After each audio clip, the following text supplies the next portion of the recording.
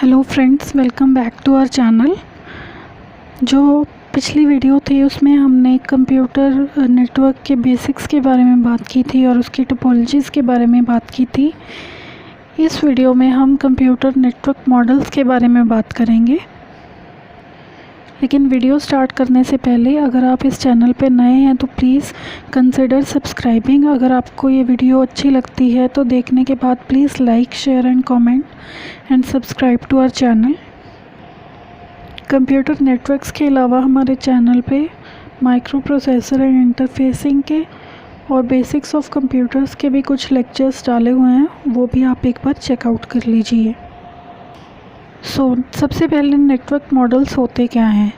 जब भी आप डेटा कम्युनिकेशन की बात करते हैं तो जो भी दो या दो से ज़्यादा मशीन्स या यूज़र्स आपस में डेटा ट्रांसमिट करते हैं तो उसके लिए हमें एक सिस्टमैटिक अप्रोच की ज़रूरत होती है, और ये अप्रोच यूज़र को इनेबल करती है कि वो डेटा और कम्युनिकेशन कर सके थ्रू एफिशिएंट और ordered path.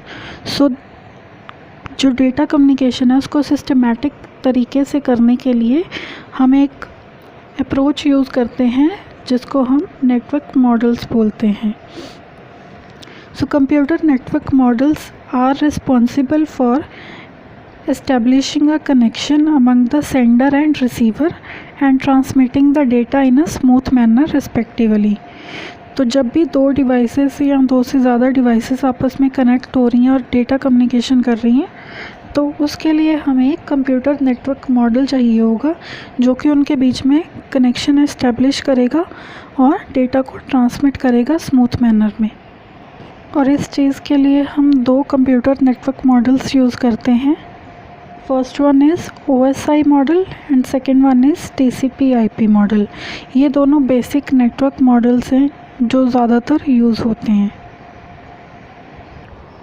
Out of these two models, OSI model stands for open systems interconnection model, जो कि एक कंसेप्चुअल मॉडल है जो कि करेक्टराइज करता है और स्टैंडर्डाइज करता है कम्युनिकेशन फंक्शंस को किसी भी टेलीकम्युनिकेशन या कंप्यूटिंग सिस्टम में विदाउट इट्स अंडरलाइंग स्ट्रक्चर और technology.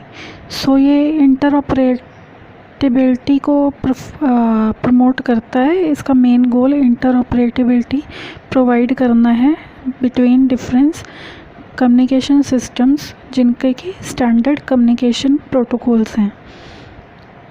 The model partitions a communication system into abstraction layers, जो लेयर्स आप स्क्रीन पे देख सकते हो। इसकी 7 लेयर्स होती हैं, तो आप यहाँ पे देख सकते हो this model has 7 layers: physical layer, data link layer, network layer, transport layer and session layer and presentation layer and application layer. अब इस 7 लेयर्स को हम ऐसे भी याद कर सकते हैं कि you can write down this sentence: please do not touch Steve's pet alligator. तो अब ये क्या है कि जो भी आप वर्ड लिख रहे हो उसका जो फर्स्ट करैक्टर है that represents a layer. Physical stands for please, do not, do stands for data link layer, not stands for network layer, touch stands for transport layer, Steve stands for session layer, pet stands for presentation layer and alligator stands for application layer. In this way you can remember all the 7 layers and their ordering। तो ये layers को आप इसी order में याद करोगे। In this model, a layer serves the layer above it and it's served by the layer below it. For example, a layer that provides error-free communication across the network provides the path needed by applications above it, while it calls the next lower layer to send and receive packets that constitute the contents of that path। इस तरीके से ये layered way में काम करती हैं। तो जो OSI मॉडल है उसके 2 मेजर कंपोनेंट्स हैं। एक तो एब्स्ट्रैक्ट मॉडल है नेटवर्किंग का जिसको आप बेसिक रेफरेंस मॉडल बोलते हो, या जो 7 लेयर्स ऑफ दिस मॉडल हैं, एंड दूसरा कंपोनेंट है set of specific protocols. So this was a major advance in teaching of network concepts. So it promoted the idea of a consistent model of protocol layers defining interoperability between network devices and software. So the OSI model is still used as a reference for teaching and documentation. However, जो इसकी protocols थी जो originally conceive की गई थी वो ज़्यादा उन्होंने पॉपुलैरिटी गेन नहीं की और आजकल ये बहुत कम यूज़ होती है, इसकी बहुत कम रेलिवेंस है. बेसिकली इसको जब भी आप नेटवर्किंग के बारे में पढ़ना स्टार्ट करते हो तब आपको ये स्टडी करने की ज़रूरत पड़ती है so that you can understand how the communication is going on network devices. इसको आप लेयर्ड आर्किटेक्चर बोलते हो. तो जो फर्स्ट लेयर है that is physical layer, second layer is data link layer. तो इस वे में इनकी ऑर्डरिंग की हुई है 1 2 3 4 5 7 तक. और जो लोअर लेयर लोएस्ट लेयर है उसको आप लेयर 1 बोलते हो, that is physical layer. So data communication starts with physical layer then goes to data link. So physical layer basically क्या होती है कि it is responsible for transmission and reception of unstructured raw data between device और physical transmission medium. तो जो भी data transmission medium के through आ रहा है वो सबसे पहले फिज़िकल लेयर उसको रिसीव करेगी and it converts the digital bits into the electrical और रेडियो और ऑप्टिकल सिग्नल्स. बिकॉज जो भी ट्रांसमिशन मीडियम आप यूज़ कर रहे हो उसमें डेटा किस फॉर्म में जाएगा, either in electrical signal, radio signal और optical signal.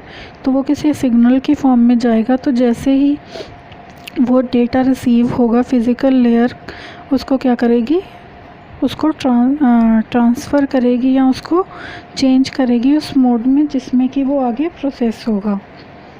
So this is the main function of physical layer. जो सेकेंड लेयर है डेटा लिंक लेयर, उसमें क्या होता है कि जो सिग्नल है that is converted into digital bits and वो बिट्स को हम फ्रेम्स में डिवाइड कर देते हैं. फ्रेम एक यूनिट होती है डेटा की. कुछ नंबर ऑफ़ बिट्स को हम कंसोलिडेट करते हैं और उसको हम फ्रेम कहते हैं. सो इस डेटा लिंक लेयर का मेन फंक्शन क्या है, reliable transmission of data frames between two nodes which are connected by the physical layer. And then third layer is network layer. इसमें डेटा पैकेट्स की form में travel करता है and its main function is structuring and managing a multi node network including addressing, routing, traffic and control.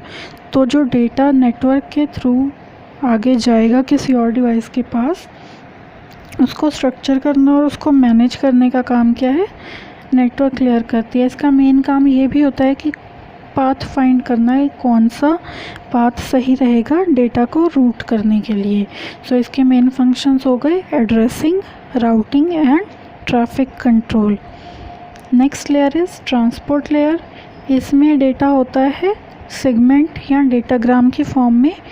ये reliable transmission of data segments between points on a network acknowledge करती है या उसको ensure करती है ये layer.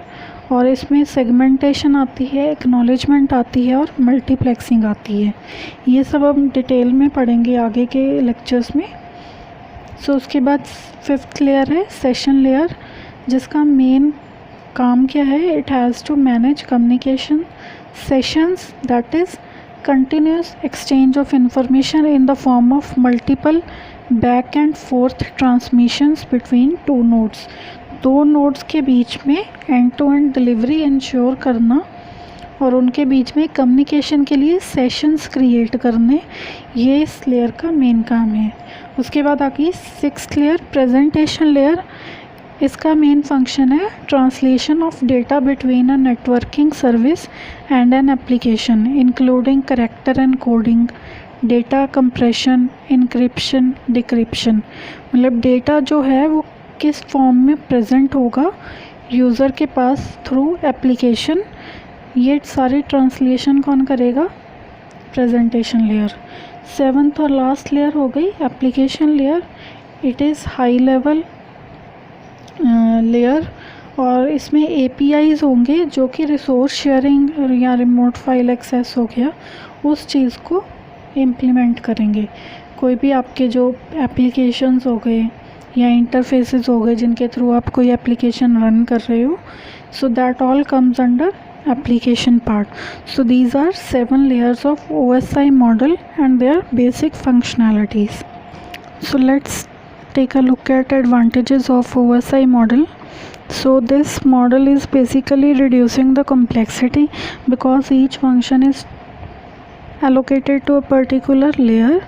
Then there is a standardized interface, and there is a modular engineering because each module or each layer has a particular function.